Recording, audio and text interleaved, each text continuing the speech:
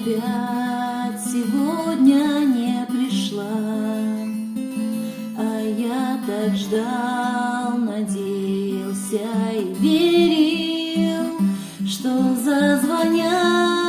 опять колокола,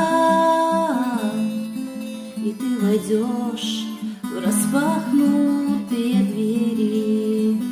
что зазвонят опять